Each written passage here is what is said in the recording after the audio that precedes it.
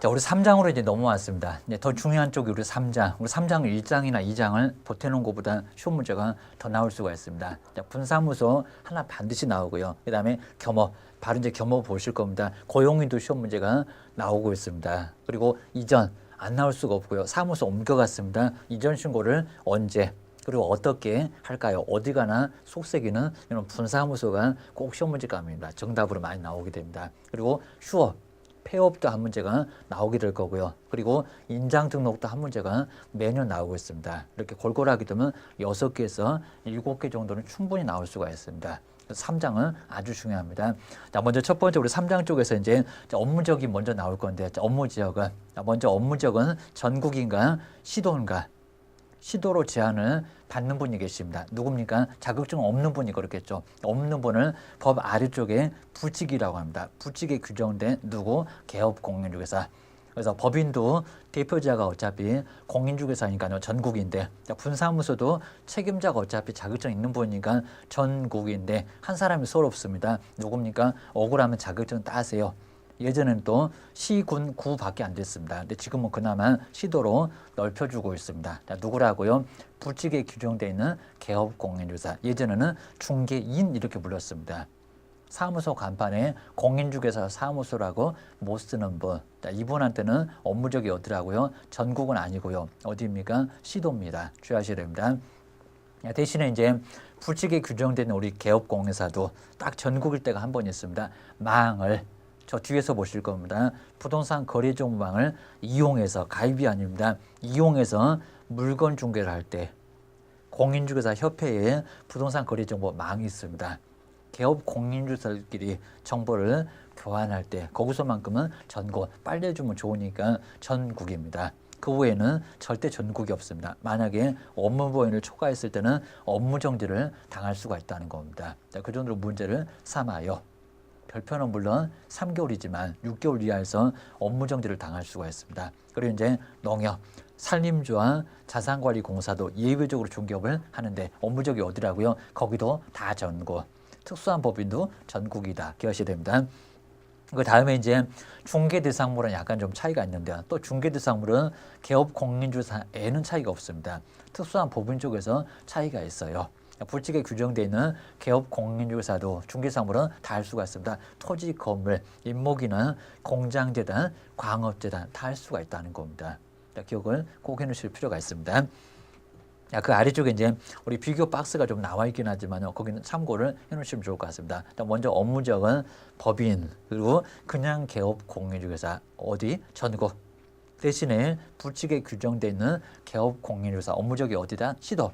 그다음 망을 이용했을 때만 어디다? 전국이다. 한번 기억하셔야 됩니다. 그리고 보증 설정 금액 자체가 좀 다를 수가 있을 겁니다. 누구는 특수한 법인은 특히 농협 시험 문제 자꾸 나옵니다. 저 뒤쪽에서도 밑줄 긋고 별표를 하실 겁니다. 농협만 1,000만 원. 왜냐하면 농지만 조합원만 중개하니까 범위가 좁으니까 1,000만 원밖에 안 돼요. 기억하셔야 됩니다. 그거 외에는 거의 유사할 거니까 물론 이제 중개사물은 약간 좀 차이가 있지만 그런 것들은 잘 참고를 좀 해놓으셔야 됩니다. 그다음 이제 2절 쪽에서 우리 개업 공인중개사의 업무 별표 3개 하셔야 되겠네요. 겸업 6개는 정말 매년 나옵니다. 안 나올 수가 없고요. 그 겸업 6개 그리고 중개법인의 겸업이라고 했지만 중개법인 외에도 당연히 우리 개업공인사 개인도 할 수가 있고요. 불칙도 할 수가 있어요. 뭐만 빼면은 경매만 빼면은 주의하셔야 됩니다. 그렇게 해서 이제 겸업은 꼭 시험 문제가 하나 나온다고 생각하셔야 되니까요. 거기는 주의를 꼭 해놓으실 필요가 있습니다. 이제 3편으로 넘어왔습니다. 그래서 제 3편 쪽에서 이제 여기는 문제 개수가 몇 개라고요? 꼭 알고 계셔야 되겠네요. 6개에서 7개. 이 정도는 이제 심할 정도로 시험 문제가 많이 나와요. 이 정도는 생각을 좀 해놓으셔야 됩니다. 그리고 이제 먼저 첫 번째 겸업. 겸업도 한 문제가 나오긴 나올 건데요. 겸업을 할 수 있다가 겸업. 네, 요 겸업 쪽에서도 이제 여기 우리 법에서는 법인의 그래놨습니다. 법인은 당연히 가능하고요. 그 외에 이제 누구? 그냥 개업 공인중개사, 개업 공인중개사도 가능. 그리고 부칙, 법 아래쪽에 부칙에 규정돼 있다는 부칙에 규정된 거기도 됩니까? 돼요. 그런 개업 공인중개사도 얼마든지 문제는 안 된다는 겁니다. 뭐 잘못 생각하십니다. 법인만 된다고요? 그건 아니라는 겁니다. 법인이 원래 까다로워요. 법인도 되는데 왜 개인이 안 되겠습니까? 개인도 돼요. 주의하셔야 됩니다. 먼저 첫 번째 이제 주택관리사 사무소, 우리 아파트 사시면은 관리하시는 분이 계실 겁니다. 근데 그 관리 대행을 대신할 수가 있어요. 누가? 법인이. 먼저 첫 번째 용도를 잘 보셔야 됩니다. 먼저 용도는 상업용 아주 많이 썼고요. 상업용 건축물이라고 했습니다. 상업용 건축물. 그럼 상업용 건축물이면 안 되는 것도 있거든요. 여기서 꼼꼼하게 보셔야 됩니다. 여기가 바로 시험 문제가 됩니다. 그러면 농업용도 X 그리고 공업용도 X입니다. 농업용이나 공업용 건축물 그러면 X. 꼼꼼하게 보셔야 되고요. 그래서 여기는 할 수가 없습니다. 돈이 된다는 상업용 건축물. 거기다 이제 상업용 건축물 미 그리고 주택이라고 있습니다. 자, 주택은 단독주택, 공동주택 아무 문제가 없습니다. 여기는 올 됩니다. 자, 주택은 공동주택도 되고, 자, 우리 공법 배우실 겁니다. 그리고 단독주택도 배우실 겁니다. 자, 먼저 단독주택 한 사람이 소유권을 가지고 있는지, 다중주택, 하숙지, 그리고 다가구주택, 다세대 그러면 안 됩니다. 자, 그런 주택이 바로 단독주택. 자, 공동주택은 2명 이상의 소유권. 자, 계획입니다. 그러면 다가구와 다세대가 자꾸 헷갈리는데요. 공동주택은 다세대, 그리고 연립, 그리고 아파트, 막 계층이나 면적 같은 거, 자, 그런 것들은 꼼꼼하게 보셔야 됩니다. 자, 이런 문제는 개론에서도 시험 문제 나와요. 주의하셔야 됩니다. 주택에 이제 임대 관리들, 임대 관리를 할 수가 있고요. 자, 임대 관리들, 자, 부동산에 뭘 한다고요? 자, 부동산에, 자, 문장이 좀 깁니다. 자, 부동산의 관리를, 자, 부동산의 관리를 하는 분이 계시는데 그 관리를 하시는 분이 조금 규모가 적으면 안 할 거니까 이런 걸 바로 이제 누가 합니까? 중개법인에서 할 수가 있다는 겁니다. 기억하셔야 됩니다. 관리 등을 할 수가 있다라고 기억하셔야 됩니다. 여기도 이제 임대업, 여긴 정말 꼼꼼하게 보셔야 되고, 임대업, 임대 관리지, 임대를 업을 한다, 무슨 임대 사업자냐 그입니다. 여기는 안 돼요. 주의하실 게 또 있습니다. 여기도 이제 관리업, 문장이 짧으면 꼭 의심하셔야 됩니다. 관리업 그래도 X. 대신에 대행까지 나오게 되면 대행업 그래도 문제는 없고. 그래서 여기는 임대업이나 관리업도 X. 주의하실 게 이제 토지의 부동산이라도 토지는 아예 안 됩니다. 앞에 보세요. 상업용 건축물 그리고 주택도 건축물. 토지는 된다고요? 토지는 아예 안 됩니다. 토지의 관리 대행 자체는 아예 할 수가 없다. 자, 이 정도 문장이면 어느 시험 문제가 나와도 다 맞출 수가 있습니다. 자, 기억을 하셔야 됩니다. 그래서 이제 주택관리사가 할 건데 안 하는 것들, 규모가 적은 것들은 안 할 거니까 법인이 하세요. 관리하는 것을 대신 하라는 겁니다. 대신에 용도가 있습니다. 상업용 건축물 그리고 주택, 그러니까 상가나 주택이라고 생각하시면 될 것 같습니다. 다른 건축물 전혀 안 됩니다. 공업용, 농업용 그런 건 안 돼요. 됩니다. 공장 같은 거, 농업용 같은 거 안 되고요. 그리고 토지는 관리된 자체가 아예 안 돼요. 됩니다. 토지 위에 건물만용라고 주의하셔야 됩니다. 자, 이 정도로 주의하시고요. 자, 두 번째 이제 상담이 나올 건데요. 여기 이제 부동산, 부동산의 이용이나 입니다. 부동산의 이용이나 그리고 이용이나 개발, 자, 개발입니다. 개발이나 그리고 거래에 관한 상담, 자, 게임입니다. 거래, 자, 거래에 관한 상담을 할 수가 있습니다. 거래에 관한 그리고 상담을 우리 상담 컨설팅 많이 들어볼 겁니다. 상담할 수가 있어요. 여기가 이제 상담은 컨설팅 이렇게 보셔야 됩니다. 컨설팅, 바로 컨설팅을 할 수가 있죠. 주의하셔야 됩니다. 자, 그러면서 여기도 이제 주의하실게요. 그러면 여기에 개발업 꼭 치사하게 됩니다. 개발업이 될까요? 안 될까요? 개발업. 개발업이면 정말 너무 황당합니다. 막 땅을 개발해서 나중에 그걸 개발업으로 한다. 건물도 막 짓는다. 그런 거 아니라는 겁니다. 개발 상담. 우리말은 끝까지 들어보셔야 됩니다. 개발업이 아니고 요게입니다. 또 시험 문제 나온 것도 있네요. 투자 상담도 그래놨습니다. 투자 상담. 또 개론에서 투자 배우신다고 투자 상담 그러면 말이 안 되는 소리 요게입니다. 그냥 이용 상담, 개발 상담이지 무슨 증권회사 합니까? 투자 상담을 왜 해요? 라고 주의를 꼭 하셔야 됩니다. 자, 이용 상담, 개발 상담, 거래에 관한 상담 주의하셔야 됩니다. 먼저 첫 번째가 이제 이용 상담을 한번 간단히 보실까요? 이용 상담은 어떻게 할까요? 입니다. 이용 상담. 먼저 첫 번째 우리 갑이라는 분은 여기서 돈만 갖고 있고요. 자, 있는 건 돈밖에 없습니다. 다른 건 전혀 없습니다. 지식이 전혀 없습니다. 갑이라는 분이 건물을 이렇게 가지고 있는데 맨날 우리 1층을 이제 주택으로만 이렇게 꼭 쓰고 있다는 겁니다. 주택. 그러면 주택으로 이용하지 말고 우리 건축법 등에서 배우실 겁니다. 뭐로? 상가로 좀 바꿔보세요. 이제 반대입니다. 오히려 2층이 상가인데 그 주변에는 대학가가 아주 많고요. 그리고 직장인들이 아주 많습니다. 그럼 오히려 원룸 같은 게 훨씬 더 잘 나갈 겁니다. 그러면 상가로 쓰지 말고 세도 안 나가면 음식점도 안 되면 오히려 주택으로 바꿔보라는 겁니다. 그럼 주택을 상가로 바꿔보든지 아니면 오히려 반대로 상가를 주택으로 바꿔보든지. 자, 이게 뭡니까? 용도를 뭐 한다고요? 용도 변경. 공법에서 용도 변경 문제가 꼭 자주 나오니까요. 그 용도 변경 같은 것을 꼭 주의하시라는 겁니다. 기억하셔야 됩니다. 한번 느낌상으로 보실까요? 그럼 만약에 주택에서 상가로 바꿀 때 이거는 위험성이 어떻게 될까요? 뭐 자산 전문하면서 아까 딸 건데 이게입니다. 그러면 주택에서 위험성 얘는 낮아요. 자, 대신에 상가는 불을 많이 떼니까요. 오히려 위험성이 적은 쪽에서 큰 쪽으로 막 가고 있다는 겁니다. 그럼 우리 용도 변경 뭐 합니까? 여기서 이제 위험성이 좀 올라가고 있는 쪽은 허가 받아라. 허가 안 해줄 수가 있습니다.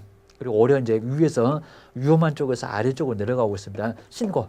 신고는 이제 서류만 맞으면요. 서류가 맞게 되면 시공구청에다가 서류 딱 집어 던져주면 공무원이 예 하고 받을 수밖에 없습니다. 그 정도로 여기는 간단해요. 그리고 만약에 여기 이제 용도 변경에서 군이 갔습니다. 군이 같으면 아주 간단합니다. 건축물 대장에 기재사항을 변경만 이렇게 기재사항을 뭐 하면 된다고요? 기재사항을 변경만 해주면 이렇게 변경만 해주면 아무 문제가 없다는 겁니다. 그러면 돼요.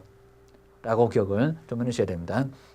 그럼 이제 느낌상으로 한번 알아보실까요? 아까 봤었죠. 위험성이 낮은데 위험성이 높은 쪽으로 가고 있습니다. 위험성이 낮은 쪽에서 아래가 낮은 쪽입니다. 낮은 쪽에서 위로 가고 있습니다. 이런 경우는 허가 받으셔.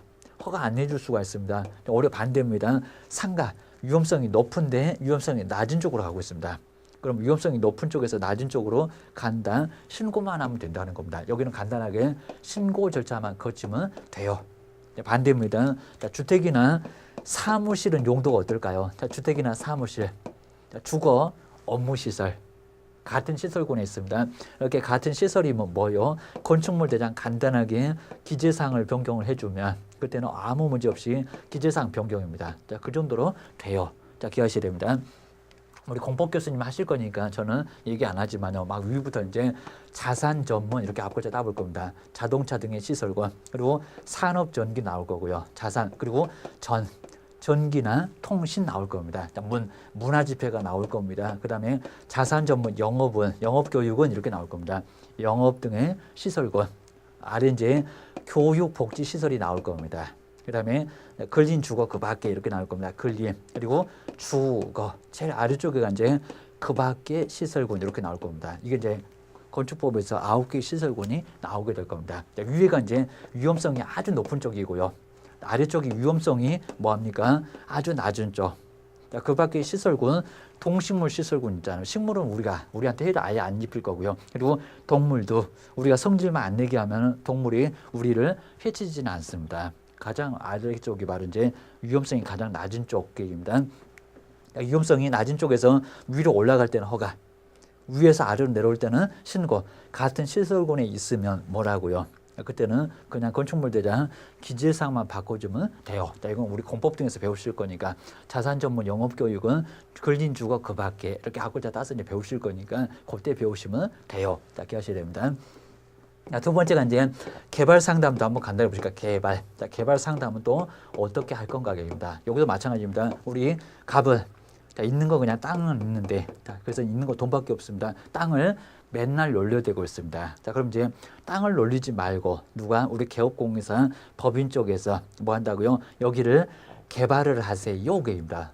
개발할 때 어떻게 또 상담을 할까요? 게입니다. 어떻게 상담합니까? 우리가 지역을 정말 잘 알죠. 우리 개론에서 배우실 겁니다. 그러면 지역 분석을 해 보니까 뭐가 적합한지 알잖아요. 자, 주택이 적합한지 주상공로 배우실 겁니다. 아니면 공장 같은 게 적합한지 아니면 상가 같은 게 적합한지 그래서 이제 주상공록을 배우잖아요. 용도지역 보면은 뭐가 적합하겠다 뻔히 알 수가 있다는 겁니다. 이제 접해 보세요. 오면은 건폐율이 50%다. 건물이 덮을 수 있는 면적이 50%다. 용적률은 쌓을 수 있는 면적입니다. 거기에 이제 뭐 1500, 1300 이런 거 적용하게 되면 뭐가 나옵니까? 용적률이 나오잖아요. 바닥 면적 얼마, 용적률 얼마. 뭐 여기도 뭐 500%고 하면은 여기에 층수가 나올 거라는 겁니다. 그러니까 우리 공법에서도 건표를 얼마고 용적률 얼마면 땅 면적이 얼마면은 용적률 여기서 이제 몇 층 정도로 건물을 지을 수 있느냐 그런 것들을 바로 이제 시험 문제 물어보는 게 이게 상담이 돼야죠. 라고 주의를 하시라는 겁니다. 땅을 놀리지 말고 개발을 하세요. 그럼 개발됐죠? 그럼 이걸 누가 분양할 겁니까? 우리 개업 공인중개사가 맡아서 분양하게 되면 수천 중개 보수가 엄청나게 나올 거라는 겁니다. 자, 기억을 잘 해놓으셔야 됩니다. 자, 그래서 이제 개발 상담도 되죠. 거래관은 상담 간단합니다. 다른 쪽에서 거래를 했지만은 그쪽이 전문가가 아니면 법인은 전문가가 많으니까요. 거래에 관한 상담을 따로 해주고 보수를 받을 수가 있다는 겁니다. 자, 기억하셔야 됩니다. 그다음 이제 세 번째가 이제 물건도 나왔으면 이제 세 번째 누가 나오고 있습니까? 사람도 나오겠죠. 누굴 대상? 꼭 치사하게 앞에를 빼버립니다. 경영할 사람 누굴까요? 누구요? 개업공인중개사 기억하셔야 됩니다. 자, 먼저 누굴 대상으로 한 개업공인중개사를 대상으로 한 그래서 여기는 개업공인중개사가 나옵니다. 자, 개업공인중개사를 뭐 했어요? 대상으로 해서 요구입니다. 주의하셔야 됩니다. 자, 이분이 바로 이제 뭐 할 분입니까? 경영기법이나 그리고 경영정보의 제공. 경영할 사람이 누군데 누구? 개업공인중개사. 꼭 치사하게 여기 개업공인중개사를 공인중개사 시험을 준비하는 이렇게 아주 황당한 소리를 한 적이 있었습니다. 공인중개사 시험을 준비하는 사람을 대상 말이 안 되겠죠. 조금 더 어렵게 되면 공인중개사 시험을 준비하는 사람도 아니지만 누구도 아니고요. 여기에 소속 공인중개사 들어갑니까 안 들어갑니까? 아니고 개업 공인중개사 소속 공인중개사도 안 들어가고요. 이제 임원 사원님 문제가 됩니다. 소속 공인중개사도 당연히 경영하는 사람 아니니까 안 들어가고요. 법인의 임원 그리고 누구도 안 들어갑니까? 사원도 당연히 안 들어가죠. 겁니다. 자, 이런 문장은 나올 수 있어요. 주의하셔야 됩니다. 경영 그리고 기법이나 그리고 경영정보의 뭐라고요? 바로 제공, 경영정보를 제공해 주는 것. 영어로 했을 때 크게 이제 달라집니다. 앞에는 그냥 컨설팅, 여기는 프랜차이즈. 우리 방송에서 가끔씩은 통닭지에 프랜차이즈 이렇게 이제 표실 겁니다. 많이 들어볼 겁니다. 프랜차이즈 업을 해주고 모두 할 수 있다고요. 보수도 받을 수 있죠. 여기는 물건, 여기는 사람 상담. 그 사람도 반드시 개업공인중개사만 주의를 꼭 해주셔야 됩니다. 네 번째가 이제 요 앞에 있는 거하고 이제 똑같아요. 여기 이제 관리대행, 상업용 건축물 똑같습니다. 여기는 분양대행. 네 번째 이제 분양대행입니다. 여기도 상업용, 앞에 내용 똑같습니다. 상업용 건축물 똑같고 상가라는 소리입니다. 자, 그리고 또 뭐들 뜨고요. 상업용 건축물 미 그리고 뭐라고요? 주택. 주택에 한마디만 달라집니다. 무슨 대행? 여기는 분양대행 기하셔야 됩니다. 분양대행 여기도 시험 문제 많이 냈었고요. 앞쪽은 이제 좀 이따 한번 써볼 건데 분양대행 해놓고 이제 분양업. 자, 분양업 될까요? 안 될까요? 분양을 막 업으로 한다. 이거는 정말 황당한 소리입니다. 건물을 막 지어놓고 분양하는 것을 업으로 한다. 이거 말이 안 되고요. 분양업이 아니라 분양대행. 대신에 대행 문장 들어가게 되면 업이 나와도 괜찮아요. 여기입니다. 분양업 해서 말이 안 됐었죠. 라고 기억을 꼭 해놓으셔야 됩니다. 또 똑같은 내용입니다. 상업용이니까 당연히 공업용 안 되겠죠. 다시 한번 농업용 되겠습니까? 안 되겠습니까? 안 되겠죠. 대신에 주택은 가능하니까 여기도 단독주택이 됐건 그리고 공동주택이 됐건 되겠습니까? 안 되겠습니까? 당연히 되죠. 자, 그리고 이제 토지의 또 나오겠죠. 토지의 바로 분양대행. 토지의 분양대행은 되겠습니까? 안 되겠습니까? 땅은 안 된다니까 여기입니다.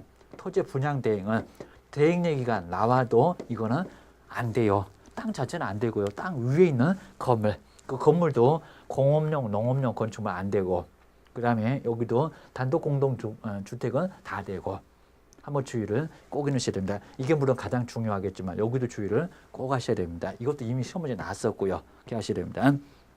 그다음 다섯 번째가 어차피 이사 올 건데 여기 이제 중개 의뢰인이 의뢰를 했을 때입니다. 중개 의뢰인 쪽에서 뭐를 의뢰를 했을 때 약간 소극적이다입니다.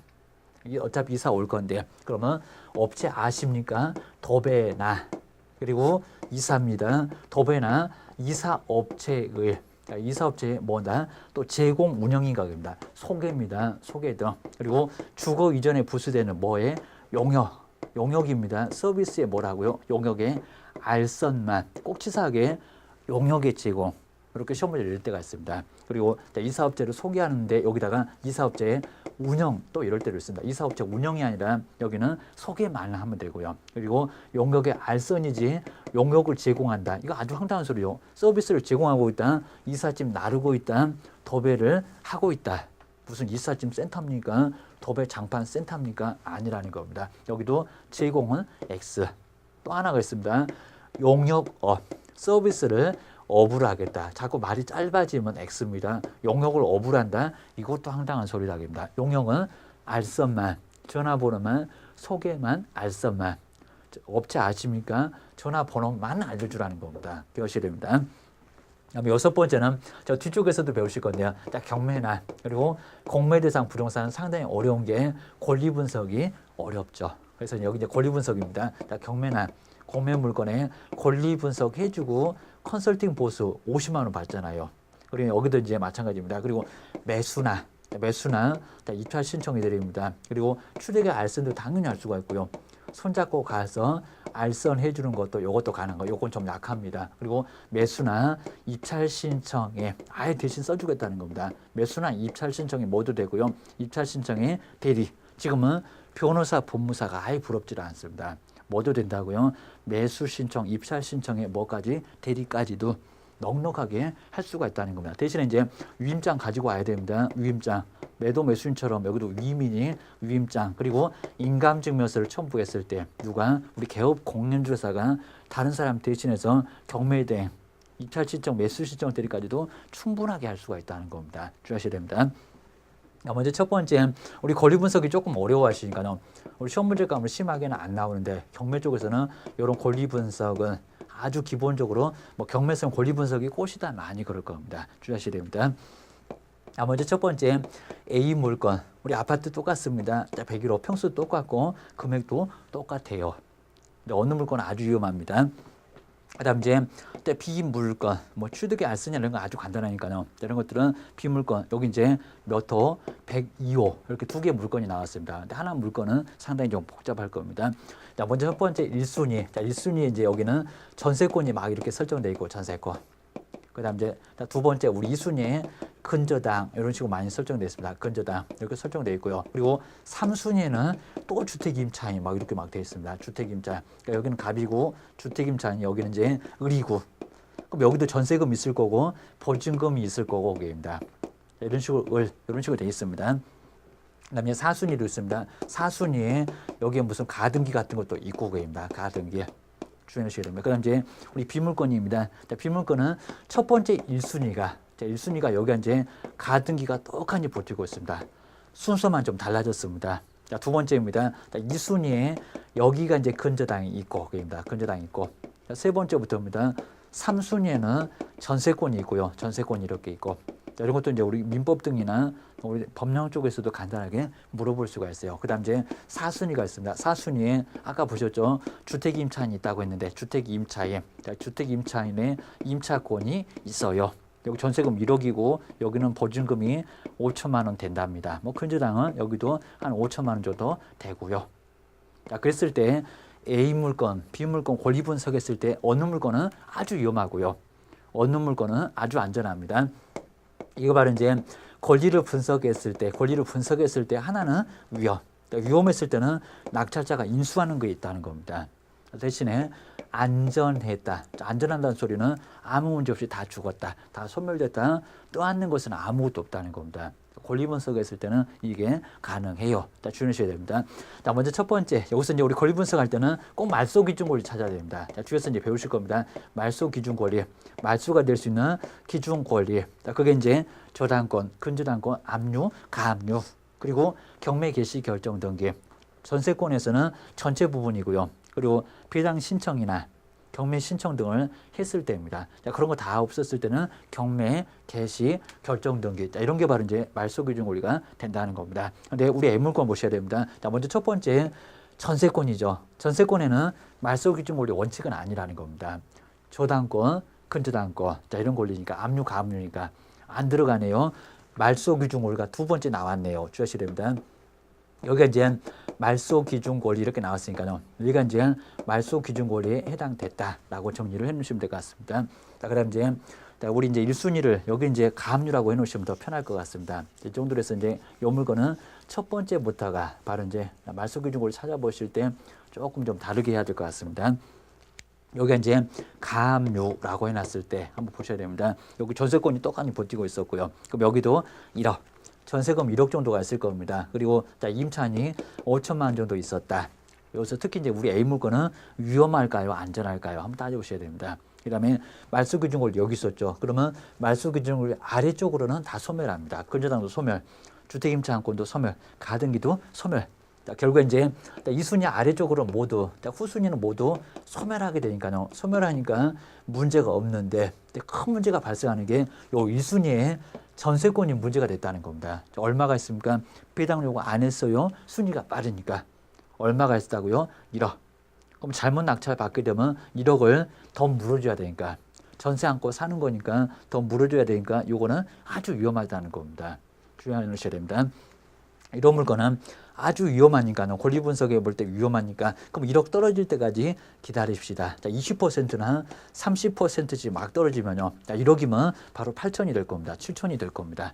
64%, 51%, 여기는 70에서 49%로 딱 두 번이면 반토막 아래로 내려갑니다. 자, 이런 물건은 아주 위험하니까, 인수하니까 나중에 유찰을 기다렸다가 낙찰을 받아야 된다는 겁니다. 우리 빌물권입니다. 자, 빌물권은 가압류. 근데 이 가압류는 바로 말소기준권리입니다. 말소기준권리. 그리고 말소기준권리면 여기서 이제 기준권리니까요. 여기서부터가 뭐합니까?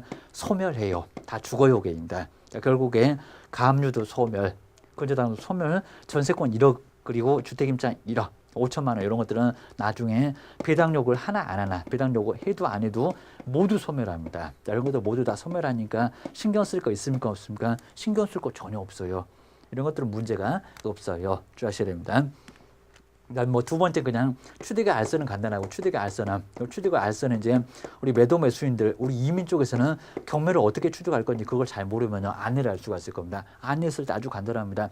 첫 번째 입찰 보증금 저 뒤에서 외우실 건데 입찰 보증금은 써낸 금액 아니고요. 이제 달라졌습니다. 입찰 보증금은 얼마라고요?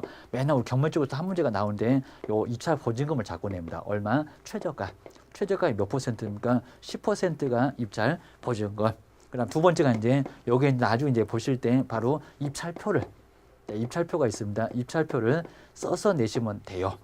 그것도 이제 어렵진 않습니다. 나중에 한번 보시긴 할 건데요. 그래서 이제 결국 이제 여기에 사건 번호나 그리고 주소 성명 같은 거 간단하게 써주시면 되고요. 그다음 이제 금액 쓸 때만 주의하셔야 됩니다. 그래서 금액을 얼마 정도로 쓸 건지 그런 입찰표 작성 이런 것들을 이제 해놓으면 돈 잘 내고 입찰표만 잘 작성하면 뭐를 받을 수가 있습니까? 경매 물건 취득할 수가 있다는 겁니다.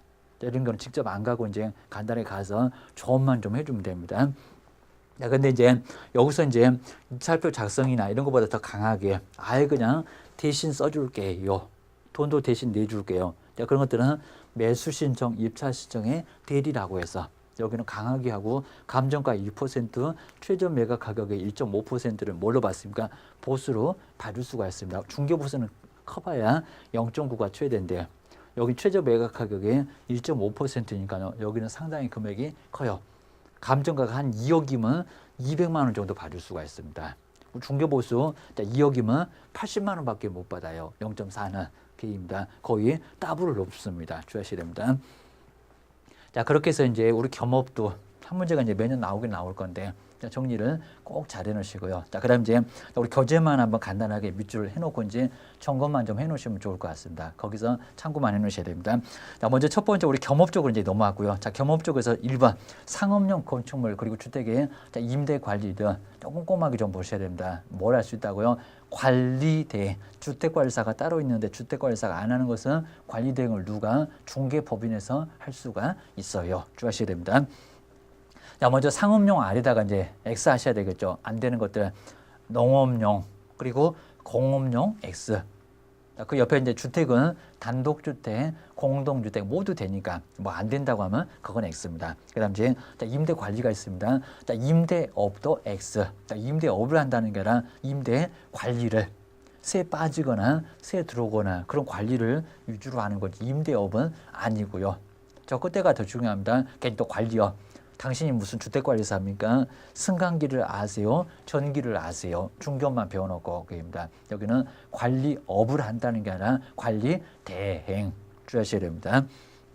그 문장 위주로만 보시면 되고요. 그다음에 두 번째는 부동산의 이용 그리고 개발 그리고 이제 거래에 관한 상담 또 쓰셔야 되겠네요. 여기 이제 거래업, 거래에 관한 상담 그런 것들 이제 상담은 분명히 되는데 저 앞쪽에 바로 이용 그 옆에 개발이 있을 겁니다. 개발업 그게 아니라 개발 상담.